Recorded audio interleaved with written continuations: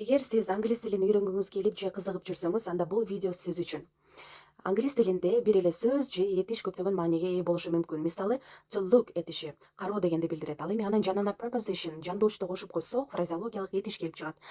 Бул видеодо биз to look этишинин 10 фразеологиялык түрүн үйрөнөбүз. Биринчиси эле бул look at.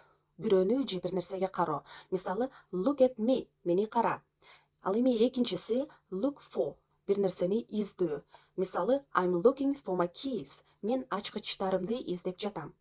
Үчүнчүсү достор, look after. Бирөөгө кам көрүү. Мисалы, she looks after her children. Ал өзүнүн балдарына кам көрөт. Ал эми төртүнчүсү достор, look down on. Бирөөнү үстүртөн кароо, кемсинтүү, басынтуу. Мисалы, don't look down on others. Бирөөлөрдү кемсинтпе. Бешинчиси, look forward to. Бир нерсени чыдамсыздык менен күтүү. Мисалы, I'm looking forward to my birthday. Мен туулган күнүмдү чыдамсыздык менен күтүп жатам. Алтынчысы, look back. Өткөн кеткен нерсени эстөө. Мисалы, don't look back. Өткөндү эстебе. Ал эми жетинчиси достор, look ahead. Алдыга карай умтулуу, келечекти ойлоо. I need to look ahead and plan for my future. Мен алдыга карай умтулуп, келечекти пландашым керек. Ал эми сегизинчиси, look into.